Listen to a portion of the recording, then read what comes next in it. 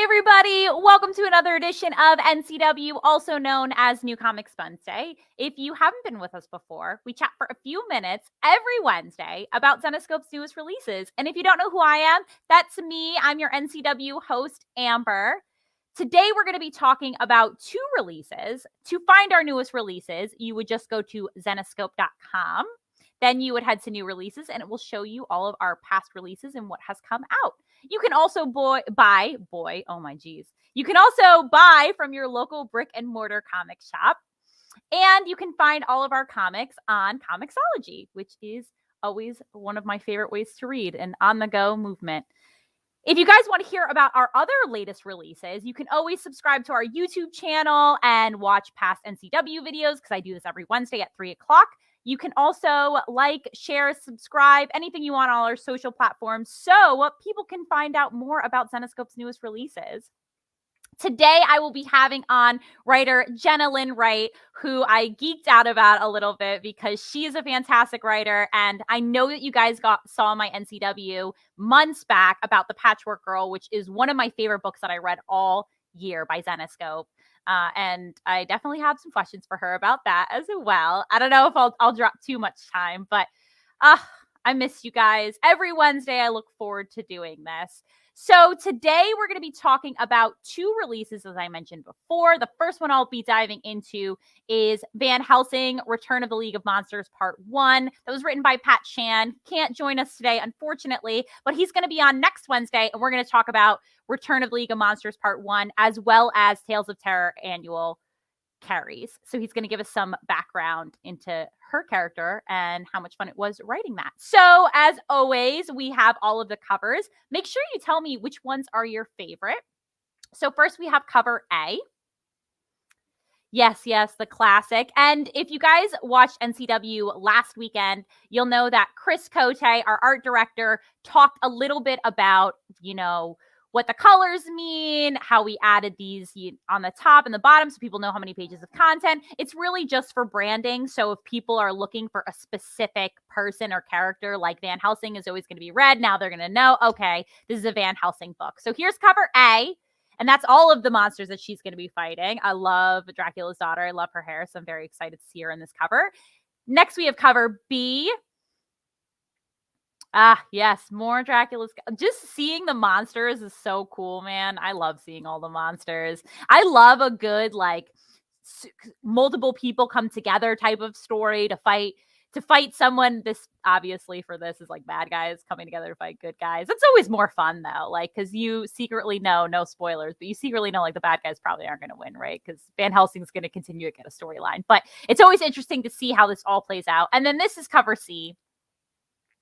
Again, tell me which is your favorite. I love all of the covers. I really, really love cover C and I love cover A, but I think cover B wins it for me this week just because I like to see all the monsters and I like to see them, in detail, and they get all of that up close and personal in cover B. So I'm going to read the synopsis really, really quick, and then we will be on our way.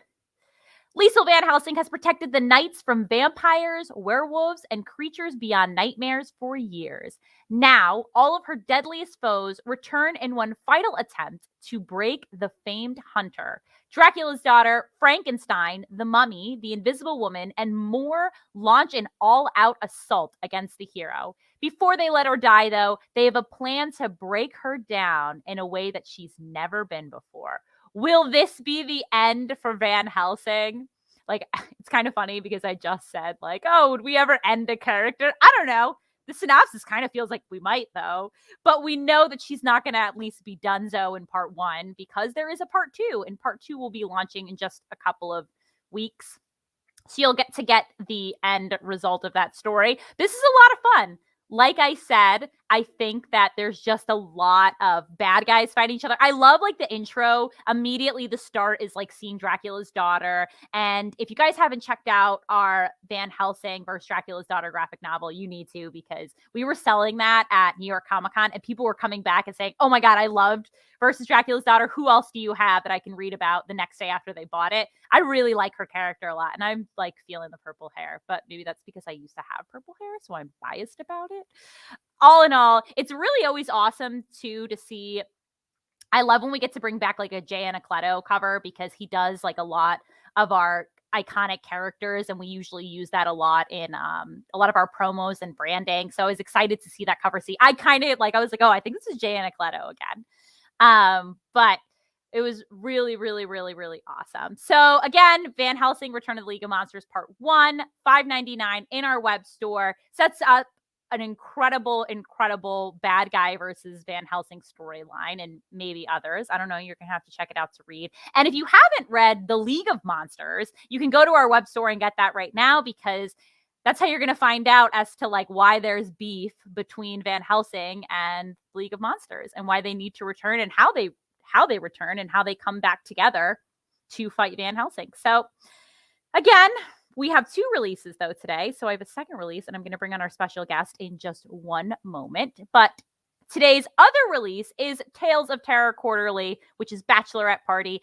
This is a story that I was really looking forward to. I'm a little biased because I love Tales of Terror Quarterly a lot. But as I mentioned before, I'm a huge Jenna Wright fan. Big fan. So I knew that I was going to have a lot of fun with this book, and I really did. So I'm going to read the synopsis really quick, and then I'm going to bring Jenna on, and we can talk about the covers and everything there. So hold on. Give me 1 second. Over the centuries, it's become customary to celebrate the bride-to-be with one crazy last night, bidding farewell to her old life. But when a group of friends decides to honor the upcoming marriage of one of their own with a classic bachelorette party, things begin to unravel, and they quickly realize that some traditions are best left in the past. Be sure not to miss out on this supersized 72 pages party to die for. So without further ado, I'm going to bring on Jenna. Hi, Jenna. Hi. Thank you for having me. Were you just blushing in the backstage because I said all these great things about you? I was. My ego is going to be so huge. There's going to be no living with me. Like, I'm going to just be a disaster. Do you think I'm a creepy fan? Because I apologize. No, this is lovely. It's so much better than being like, listen, your stuff was super mediocre. No, I think it's awesome. Thank you so much. I'm so glad you liked it. Awesome. So we're going to run through the covers really quickly. So I always kind of like to ask, like, which do you really like or which you feel like represents the story? So here is cover A. Mm-hmm. I mean, gorgeous, obviously. The iconic. That's I could tell this was a bachelorette party. Okay, here's cover B. Mm-hmm. I love this one because of the emaciated skeletons in the background. I know that, like, you're like, oh, squad's dead. Classic horror, yeah. And then this is cover C. So pretty. So and I love. So good. I think there's a cover D, but I could be wrong. Yep, there's a cover D. Here's cover D. This one, I think this one's my favorite because it's like got the spooky vibe. I don't know. And I love the huge scythe in the background. I just think it's, but they're all gorgeous. The art is just stunning on these books. So let's dive in. So in the beginning, we meet all of our characters, and this is done really well. I don't know if this was you or this was Dave or David, but immediately, so you see the characters, and then it says the description of each character. Yeah, I did that in the script because I was like, nobody's going to be able to remember. There's 5 characters all at once, and I need to make sure that people know who they are. So I put it in the script, like, this is exactly who they are. This is their name. Boom. And then, Taylor did an excellent job with the lettering, and the art was perfect. So yeah, I did that on purpose because I want people to be able to follow. I love that, actually, because the last Tales of Terror that we did, Game Night, while a great story, I do sometimes find myself forgetting who is who. Sure. Yeah, in my mind. Yeah, I was like, okay, so these 5 women just like slow motion walking, like there could be an explosion behind them if you wanted to, and they're just like, these are who they are, perfect, and it was executed beautifully. Awesome. Yeah. So were any of the characters based on real life people?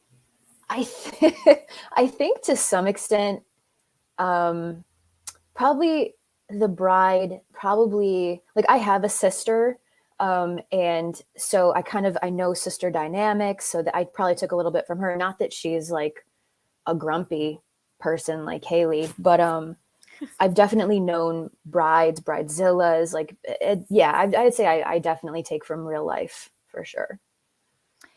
Was Vegas always the destination? Like you guys were 100% doing Vegas no matter what? Yeah. Yeah, I feel like with the whole whatever happens in Vegas stays in Vegas, and this is a thing where, I mean, maybe one or two of these people are going to be permanently staying in Vegas. So yeah, I was always going to be there. Um, so for a story like this, is it because you, like I mentioned before, you worked on our Oz annual Patchwork Girl, and Mhm. Oz, for viewers who don't know, is one of our most popular series and something that people love, love, love. Yeah. What is harder? Kind of being dropped into a story where you need to have some sort of like background, or like Mhm. creating this own new writing of a total story? I think the getting dropped into the world is harder in the way that like there's so much to catch up on. Like I had to learn all the backstory, know all the people, kind of figure out how their characters had already been done, and then go from there. And then it's hard in a different way to come up with something original because you have nothing to lean back on. So it's freeing, but also a little bit terrifying. Yeah. Yeah. Which did you like writing more? I think I like writing original stuff more because it's not so much that you're playing in somebody else's sandbox. It's fun, but you always have parameters where you can kind of go nuts with the other stuff. So I want to quickly talk about Patchwork Girl just a little Sure. bit. Fantastic. I love, if you guys haven't seen the Patchwork Girl episode that I did, you have to watch it. I should have asked Jenna to come on the show months ago, but that was my B. Patchwork Girl was hands down probably one of the scariest characters that we had of this year, Yeah. and like was truly wicked. Like how was writing that? How did you get into this wicked mentality? I think I think it was kind of the perfect one to start off on because I come from writing film and I specifically focus on horror. So it was really easy, and like I probably should worry about myself, but the easiest part of writing that book was getting into the villain's head. Like she popped into my head and I was like, I know exactly how this person sounds and how the world has done her wrong and how that's made her hard and vicious. And yeah, writing villains is the most fun. Writing good people is uh, fine, but also sometimes a little bit boring. You have to dig a little bit deeper to make them interesting. So two questions. First Yeah. question, what like films did you used to work on? Gosh, I have, as with film always goes, things take forever. But I have a film that I co-wrote with my writing partner, John, called Ambition that came out at the end of 2019. And it was directed by Bob Shea. And he is the guy who created New Line Studios. He did like all of the Friday the 13th movies and Lord of the Rings and all that stuff. And it's a psychological thriller about a student who believes she's being stalked by her next door neighbor, and things get dark. That's cool. Where can we see this? You can see it. I think it's on Showtime actually. Oh, But perfect. there's Blu-rays, DVDs. It's probably on demand. If you go to my website, I have a link to it. It shows you all the places you can find it. Awesome. Yeah, What is your website? it is JennaLynnWright.com. Jenna Lynn, right? If Casey, if you can find that, let me know. And you can she'll drop it in there so you can check it out. This is Cool. awesome though, because I just subscribed to Showtime literally this Sunday because Dexter. There you go. Love Dexter. Same. Did you watch the first episode? I did not yet. I'm planning to. I binged the whole series when it was out originally, so I need to catch up on the new stuff. I know I just dropped. It did. It was Yeah. as a Dexter fan, I was pleasantly surprised and pleased.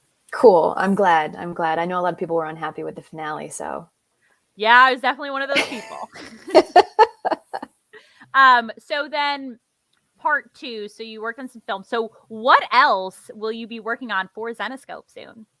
So very soon, I have been working on Myths and Legends quarterly Blood Pharaoh, which was super fun to do because when I was a little kid, I was obsessed with Egypt. I was like, I'm going to be an archaeologist for sure. So I got to play around with a villainous pharaoh who plays around with some cursed tablets, and things go very wrong for some grad students. And I've also been hard at work on a holiday book featuring Krampus. So 2 more things so far. 2 more things. The cover, one of the covers for Blood Pharaoh, it might be cover A. I don't know. I shared it on our social. Yeah. Badass. It's like there's like rain in the background. Oh, He's yeah. like screaming, and I'm like, this is awesome. Yeah. The art on these books is just phenomenal. And so far, I mean, I've been working, I think it's always been Taylor Esposito on letters, and he's just stellar all the time. So it's been a real treat. Yeah, he's great. At New York Comic Con, he came up to our booth and he's like, hi. And I'm like, hi. And he's like, I'm Taylor. This is me on the book. I was like, oh my God, you should have led with that. I'm sorry, I don't know your face. He's so lovely. He's great. Yeah, he is great. Immediately once Dave saw him, he like walked over Sure, and I was like, sure. yeah, I'm a nobody. Dave's a somebody. Talk to Don't Dave. sell yourself short. Jenna, I'm going to have you on my show more. So other questions I do have though, is there anything in Bachelorette Party that you like hate? Is there any hidden Easter eggs that homage to something that we don't know about?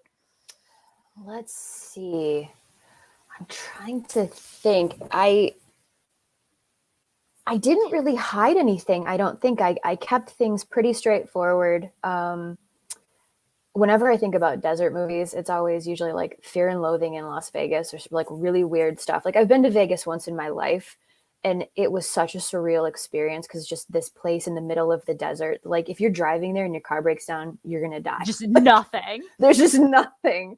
And so I didn't hide anything, but I tried to hopefully bring a sense of like creepiness to a place that is normally like neon and happiness and money and yeah, it was man, Vegas freaks me out.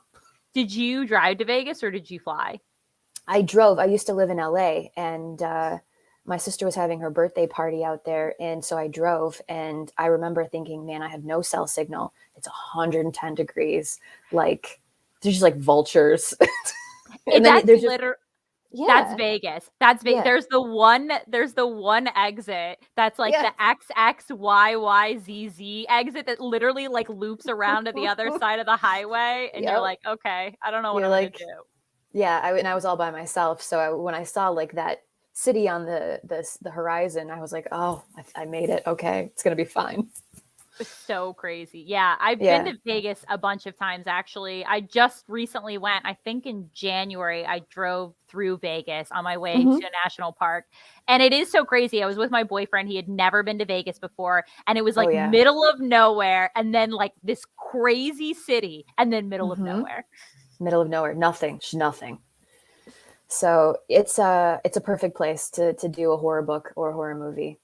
I'm pale as heck. I'm going to burn them to a crisp in Vegas. Like it's not gonna be good for me. Well, Jenna, thank you so much for joining us. I'm definitely gonna have you on again. Obviously, Myth and Legends Blood Pharaoh coming out in a couple of months. February? I believe so. Is right now the slated. So you'll have to come back on then, and maybe our hair will rematch again. I would love to. This has been a blast. Thank you so much. Awesome. Thanks, Jenna. Bye.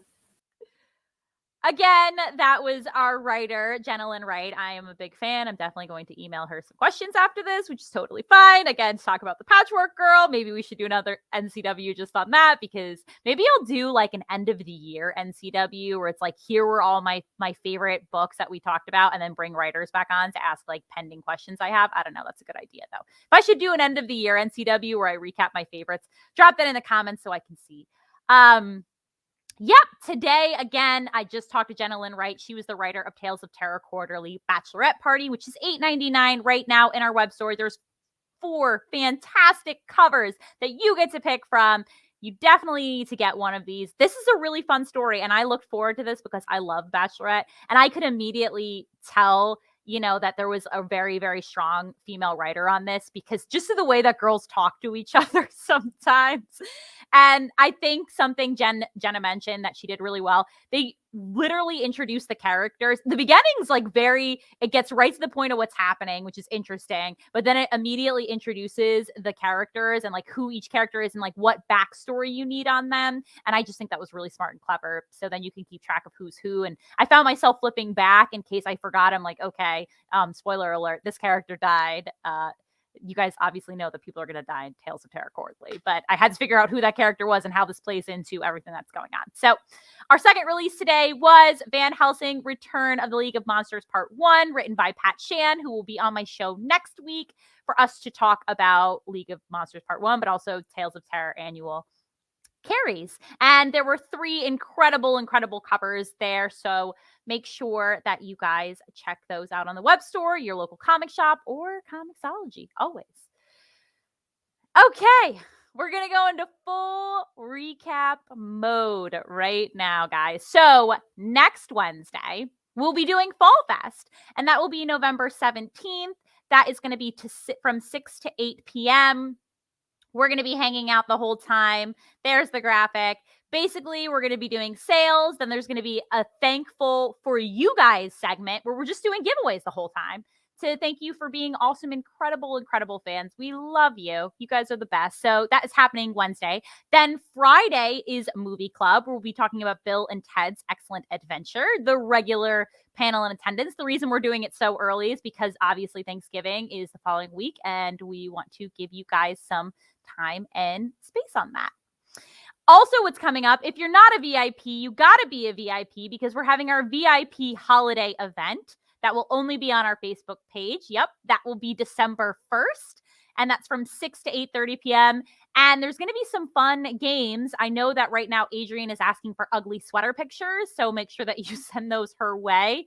But it's going to be a fun day of hanging out with Ho Ho Ho Joe, Elf me, Elf Adrienne, Casey will be there, hopefully. We'll have Ralph there. We'll have Jay there. It's going to be a really just fun holiday event for our VIPs only. And if you're not a VIP, you should become one. It's only $99 a month. Also, what's taking place is our actual holiday virtual con for everybody will be taking place December 9th through the 10th. That is literally 1 month from today, right before the holidays. And everybody will get to hang out then. Our Christmas, aka Holiday 2021 Advent box from the Connecting Cover will be dropping, I believe, sometime next week, maybe next weekend. So be on the lookout for that. More info to come. I'm sure Mark's going to send a bunch of emails about it and everything like that. I'm not sure if I have anything else in my recap. Nope. I think we are good. We just ran through the whole rundown of everything. Man, I'm kind of sad Halloween's over. And that's why I was excited to read this Tales of Terror Bachelorette Party, because it was like, ooh, feels like Halloween still, like spooky. And I guess with this Carrie's coming out next week, then it will also continue to feel like Halloween. As always, guys, it was awesome hanging out with you. So I look forward to seeing you on the next NCW, where you come for the covers, but you stay for the stories. I'll see you guys all next Wednesday for Fall Fest and for NCW with Pat Shand. And I'm actually going to bring on our graphic designer, Ashley. She's going to talk about the covers of the Advent boxes and everything like that. So you'll get a little bit more insight on the boxes. Okay, that was it. Sorry. I'll see everybody next Wednesday.